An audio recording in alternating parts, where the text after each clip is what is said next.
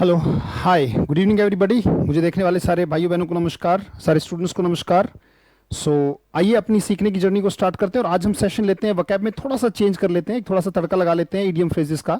So idiom phrases they definitely land you very very very strong grip on spoken as well as on competitive exams. ये normally लोग इस्तेमाल कर लेते हैं अपनी भाषा में, और हमें इनकी नॉलेज का होना बहुत ज़रूरी है if we want to crack any exam, क्योंकि बहुत ज़्यादा मात्रा में पूछे जाने वाले क्वेश्चंस में से हैं idiom and phrases. So let's take without taking more time शुरू करते हैं बेटा अपनी यात्रा को। पहला वर्ड हमारे पास आ रहा है put up with. Put up with एक वर्ब की तरह काम करेगा, राइट? सहन करना, एंड्योर। एंड्योर माने सहन करना, किसी को बर्दाश्त करना, that is called put up with, right? So put up with हम दो दो करके मिक्स कर लेंगे। पुट अप विद जैसे हरक्यूलियन टास्क माने बहुत कठिन, यानी कि हरकुलिस ही कर सकता हो। हरक्यूलियन टास्क और पुट अप विद को मिक्स कर लेते हैं, यानी कि let's mix put up with and Herculean task, right? दोनों को मिक्स कर लेते हैं। और पुट अप विद का मतलब है सहन करना। कहते भैया मैं और सहन नहीं कर सकता, I cannot put up with any irritating person, right? I cannot put up with short tempered person. I cannot put up with, put up का मतलब क्या है? सहन करना। I cannot put up with your nonsense, यानी कि मैं आपकी नॉनसेंस को सहन नहीं कर सकता। तो when a teacher finds it difficult to put up with your nonsense, he asks you to go out of the class. होता है ना कि भाई वो आपको कहता है कि भी क्लास से बाहर निकल जाओ, that is called put up with, right? यानी कि सहन करना। हम स्टेटमेंट करेंगे हरक्यूलियन टास्क का मतलब होता है बहुत ज्यादा मुश्किल। सो दो एक साथ ले लेंगे वाक्य, तो दो एक साथ कवर हो जाएंगे। स्टेटमेंट लिखेंगे, लेट्स टेक अ स्टेटमेंट। चलिए शाबाश, let's take a statement with it. First है it is a Herculean task. बोल बोल के लिखेंगे, मैं उम्मीद करूंगा मेरे साथ बोल बोल के लिख रहे हैं आप। It is a Herculean task to put up with. It is a Herculean task to put up with. दोनों को आप समझ जाएंगे एक साथ तो क्लियर हो जाएगा। It is a Herculean task to put up with a short tempered person. A short tempered person. और इस वाक्य को मैं कहूंगा कि आपको अपने स्पोकन में कहीं ना कहीं इस्तेमाल जरूर करना है, राइट? शॉर्ट टेम्पर्ड पर्सन की जगह कुछ और लगा सकते हैं, greedy person, dishonest person, right? So irritating person, जो भी आप लगाना चाहे लगा सकते हैं। किसी नेगेटिव, तो बहुत मुश्किल काम होता है किसी शॉर्ट टेम्पर्ड पर्सन को सहन करना। सेंटेंस बना लोगे तो बेटा सिचुएशन क्लियर हो जाएगी इडियम फ्रेजेस की, तो आसानी से आप चीजों को ग्रिप कर पाएंगे, आसानी से उसको समझ पाएंगे, right? So let's move on, अगले पर चलते हैं। दो इडियम फ्रेज हमने कर ली, अब इससे आगे बढ़ते हैं। Got the sack, two we have done, 1 2। Now get the sack. Got the sack का मतलब है नौकरी से निकाल देना, डिसमिस्ड फ्रॉम सर्विस। अगर कोई व्यक्ति सही से काम नहीं करता है तो फिर कंपनी क्या करती है, राइट? पीपल क्या करते हैं, लोग जो है उन्हें निकाल दिया जाता है नौकरी से, राइट? और फिर उसके बाद हकीकत में उनकी जो जिंदगी है, उनकी जो जिंदगी है वो हेल्टर स्केल्टर हो जाती है, एक तरीके से ये कह सकते हैं। पर हम उसके साथ हम पहले इसको ठीक भी कर लेंगे। वन द लेवल नहीं है बेटा, इसको ठीक कर लीजिएगा। ये है on the level. On the level का मतलब ईमानदार होता है। स्क्रीनशॉट भी ले लीजिएगा ताकि आपके पास वो सारे के सारे रहें। बाकी वकैब मंत्रा के लास्ट में जो भी मतलब कई हजार हैं, मतलब हजारों से ऊपर हैं, हजार से ऊपर हैं इडियम फ्रेजेस, उसमें से हम कर रहे हैं और बहुत इंपॉर्टेंट चीज है ये, राइट? और हम सारे के सारे डिस्कस करेंगे, बाय एंड बाय चीजों को लेकर चलेंगे। पुट अप विद का मतलब है सहन करना, राइट? हरक्यूलियन टास्क का मतलब बहुत मुश्किल। गॉट द सैक मतलब बर्खास्त होना या नौकरी से निकाल देना। आप एक बात बताइए, जो व्यक्ति ईमानदार होते हैं और ईमानदार और सिंसियर होते हैं, राइट, उनको कभी भी बर्खास्त नहीं किया जाता, और ये वर्ब की तरह होता है। ऑन द लेवल क्या है? ऑन द लेवल एक एडजेक्टिव है, एक विशेषता है। ये एक एडजेक्टिव की तरह इस्तेमाल होता है बेटा, एक एडजेक्टिव की तरह इस्तेमाल होता है। ईमानदार, ऑनेस्ट एंड सिंसियर, और गेट द सैक का मतलब नौकरी से निकाल देना। दोनों को मिक्स करके पढ़ेंगे तो बेहतरीन ग्रिप बनेगी, बेहतरीन समझ में आएगा। वाक्य लिखें, नंबर 2 लिखेंगे on the level. On the level workers, underline कर लेंगे इसको। On the level workers are never, या आर नेवर की जगह हम कहते हैं नेवर, खाली नेवर लिखेंगे। Never get the sack, never get the sack. जो ऑनेस्ट लोग हैं, नेवर गेट द सैक, यानी कि उन्हें नौकरी से कभी नहीं निकाला जाता। नेवर गेट द सैक, उन्हें नौकरी से कभी नहीं निकाला जाता। तो एक तो ये हमें याद रखना है ऑन द लेवल, एक हमें याद रखना है गेट द सैक, एक हमें याद रखना है पुट अप विद, एक हमें याद रखना है Herculean task. A Herculean task. Right. So on the level workers never get the sack, यानी कि उन्हें कभी नौकरी से नहीं निकाला जाता। जो सिंसियर होते हैं, ऑनेस्ट होते हैं, उनको कभी नौकरी से नहीं निकाला जाता। बाकी लॉकडाउन में ऐसा हो रहा है कि on the level workers are also getting the sack and it is very sad, क्योंकि कंपनी के पास देने के लिए काम नहीं है, तो फिर उनके पास देने के लिए सैलरी नहीं है, तो उन्हें निकाल दिया जाता है। That is called on the level workers never get the sack. खैर, मेरे हिसाब से आपको समझ में आया होगा। लेट्स मूव ऑन, यहाँ से आगे चलते हैं। अब हमने 4 इडियम फ्रेजेस हम डिस्कस कर चुके हैं। एक हमने किया पुट अप विद, एक हमने किया हरक्यूलियन टास्क, एक गेट द सैक और एक on the level. We have done. अब इससे आगे हम आते हैं बाय लीप्स एंड बाउंड्स। ये खैर आप जानते हो, दिन दूनी रात चौगनी तेजी से, rapidly, right, by leaps and bounds, यानी कि दिन दूनी रात चौगनी। दैट इज कॉल्ड, कहते हैं ना दिन दूनी तेजी से, जिसे आप कहते हैं दिन दूनी रात चौगनी। अगर कोई चीज होती है, इसको इंग्लिश में कैसे बोलोगे? दिन दूनी रात चौगनी। अब इसको ये नहीं कहेंगे कि 2 टाइम्स और 4 टाइम्स इन द नाइट और 2 टाइम्स इन द मॉर्निंग, ऐसा नहीं है। ट्वाइस इन द मॉर्निंग और 2 टाइम्स इन द, और 4 टाइम्स। दिन दूनी रात चौगनी अगर कोई चीज होती है, तेजी से होती है, that's called by leaps and bounds. By leaps and bounds. So statement लेते हैं। बहुत तेजी से, बहुत ही तेजी से, रैपिडली अगर कोई चीज होती है, that's called by leaps and bounds. हम स्टेटमेंट लेते हैं।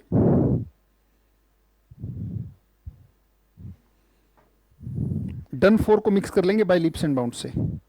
डन फॉर का मतलब उजड़ा हुआ, जो बर्बाद हो चुका है, दैट्स कॉल्ड डन फॉर। अगर नहीं दिख रहा है तो मैं लिख दूं, यहां पे दिखा देते हैं, थोड़ा सा ऊपर कर लेते हैं इसको। डन फॉर को मिक्स कर लेंगे बाय लीप्स एंड बाउंड्स के साथ।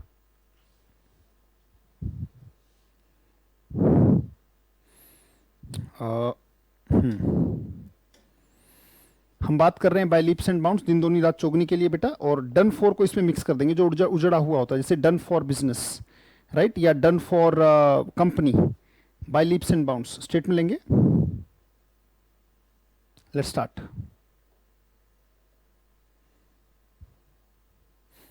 3 मिक्स करते हैं इसमें, चलिए 3 मिक्स करते हैं। डक्स एंड ड्रेक्स भी करते हैं, डन फॉर भी करते हैं, और by leaps and bounds. Let's take all 3। और इससे क्या होगा? इससे बेहतरीन हमारी पकड़ बनेगी, सिचुएशन बड़ी गजब की बनेगी। आइए स्टार्ट करते हैं। Let's start. नंबर 3,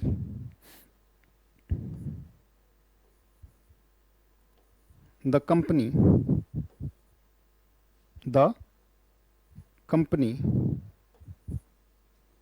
गॉट, मतलब वो हो गई, जैसे I got angry, I got sad, I got dejected, right, it got cancelled. ऐसे ही the company got done for, यानी कि कंपनी क्या हो गई? कंपनी बर्बाद हो गई। कंपनी गॉट डन फॉर, तो डन फॉर का मतलब क्या है? बर्बाद हो जाना। The company got done for because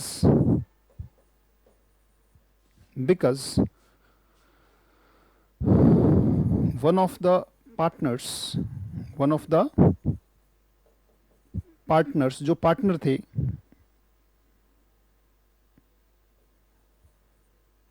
one of the partners made ducks and drakes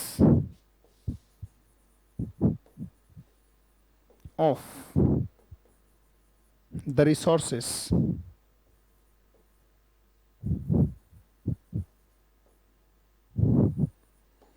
the resources but by, या बाय की जगह हम इट लगा देते, और इट किसके लिए? कंपनी के लिए। But it is growing, but it is growing. थोड़े बड़े सेंटेंस पढ़ने की भी तो आदत होनी चाहिए ना। छोटे छोटे तो हम रोज पढ़ते हैं, बड़े बड़े सेंटेंस पढ़ने की भी आदत होनी चाहिए, ताकि हम पूरे के पूरा उसको कॉम्प्रीहेंड कर सके, अच्छे से समझ सके बेटा। So the company got done for, company बर्बाद हो गई, because one of the partners made ducks and drakes of resources, यानी कि उनको बर्बाद कर दिया। बहुत बड़े लेवल पर खर्च करना में एक डक्स एंड ड्रेक्स होता है। जैसे जहां 2 रुपए खर्च होने, वहां पे 2000 कोई व्यक्ति खर्च कर रहा है, तो he is making ducks and drakes of money. Ducks and drakes of resources का मतलब क्या है? बहुत बड़े लेवल पर उस चीज को जाकर बर्बाद किया गया बेटा, right. But it is growing by leaps and bounds, दिन दूनी रात चौगनी प्रोग्रेस कर रही है। it is growing by leaps and bounds, it is growing leaps and bounds owing to का मतलब की वजह से, owing to the sedulous staff, जो बड़ा मेहनती स्टाफ है कंपनी का, उसकी वजह से ये फिर से क्या कर रही है, रिवाइव कर रही है, ग्रो कर रही है। ग्रोइंग या रिवाइविंग कह सकते हो। रिवाइव का भी तो मतलब दोबारा से जान आ जाना होता है बेटा। It is reviving, REVIVE, revive माने दोबारा से जान डाल देना। It is reviving by leaps and bounds owing to the sedulous staff, जो सेडुलर स्टाफ है उसकी वजह से। तो बाय लीप्स एंड बाउंड्स आप याद रखेंगे, और मेक डक्स एंड ड्रेक्स आप याद रखेंगे। राइट, एक बार सेंटेंस को पढ़ के देखो। The company got done for because one of the partners made ducks and drakes of the resources, but it is growing by leaps and bounds owing to the sedulous staff. और sedulous क्या होता है, मेहनती ना, बहुत ज्यादा जो मेहनती और हार्ड वर्किंग जो स्टाफ है उसकी वजह से ये दोबारा से बहुत अच्छे तरीके से ग्रो कर रही है। राइट, सो सेडुलर स्टाफ की वजह से it is growing by leaps and bounds. तो मेरे हिसाब से आपको बात समझ में आई होगी। राइट, वेरी गुड, बहुत अच्छे से नोट्स बनाते रहें, चीजों को करते रहें। यहां से आगे चलते हैं, लेट्स मूव ऑन। तो अभी तक जो हमने कर लिए वहां से आगे बढ़ते हैं। हेल्टर स्केल्टर पर हम पहुंच गए। हेल्टर स्केल्टर का मतलब अस्त व्यस्त कोई चीज हो जाना, कोई चीज बहुत जल्दबाजी में करना, अफरा तफरी में करना, that is called helter skelter. Right, तो helter skelter, in disorderly haste. Right, so make a clean breast और हेल्टर स्केल्टर, दोनों को मिक्स करेंगे। राइट, तो मान लीजिए किसी ने क्राइम किया तो वो जुर्म या गलती को कबूल रहा है और कहा कि ये जो मुझसे गलती हुई है, जो जुर्म हुआ, राइट, ये जल्दबाजी में हुई। राइट, जैसे अगर आप बिना टिकट के ट्रेवल कर रहे थे, राइट, सो वो इसलिए आपने क्या हुआ भाई, मान लीजिए ट्रेन आके खड़ी होगी और आप टिकट नहीं ले पाए, तो अस्त व्यस्त में हेल्टर स्केल्टर में आपने क्या किया, आप ट्रेन पे चढ़ गए।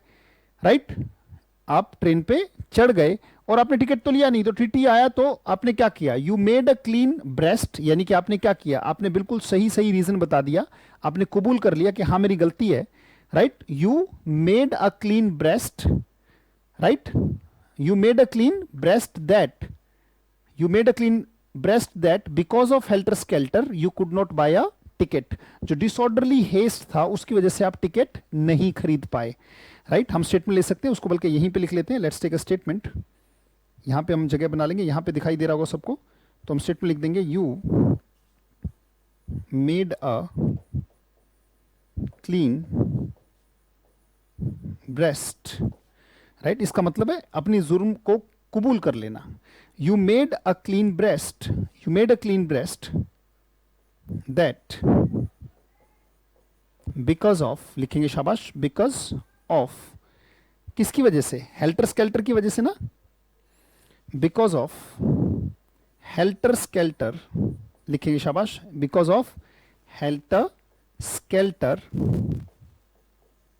Because of helter skelter you could not buy, you could not buy the ticket.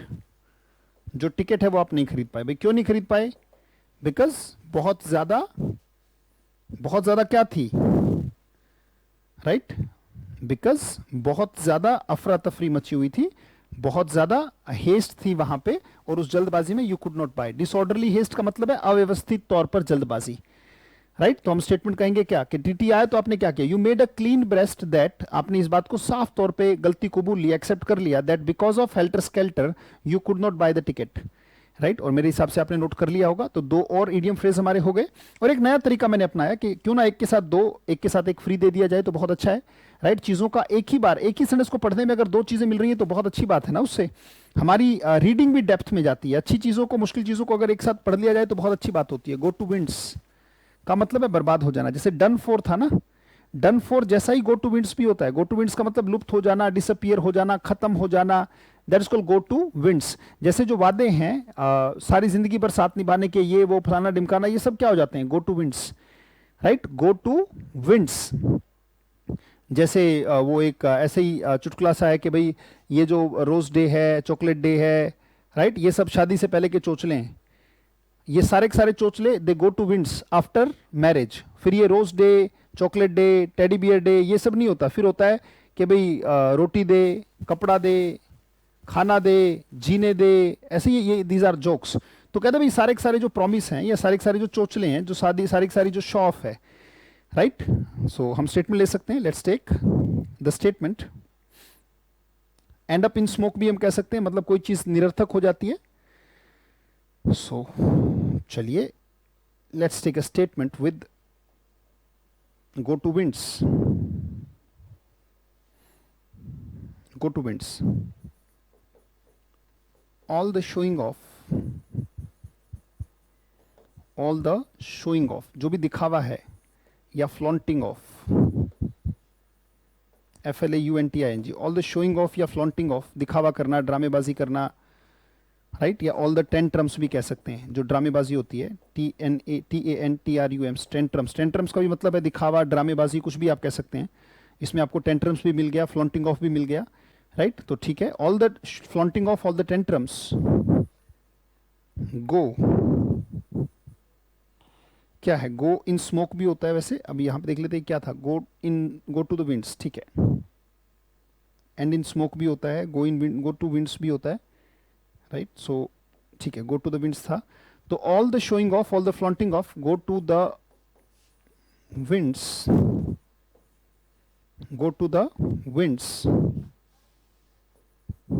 When the real life, जब रियल जिंदगी जो है strikes, when the real life strikes, जब रियल लाइफ स्ट्राइक करती है, जब रियल लाइफ सामने आती है, तो सारी की सारी जो फ्लॉन्टिंग ऑफ है, शोइंग ऑफ है, जो ड्रामेबाजी है, वो क्या हो जाती है, वो हवा हो जाती है बेटा, राइट। तो यही दिखा रहा है कि when the real life strikes. तो मेरे हिसाब से आपको ये समझ में आया होगा बेटा, अभी तक जितने भी किए वो सारे के सारे हम देख लेते हैं, लेट्स काउंट देम। यहां से भी काउंट हो जाएगा, चलिए काउंट कर लेते हैं। So let's count today's session, हमने आज कितने किए, और एक बार उसको रिवाइज भी कर लेंगे इसी बहाने।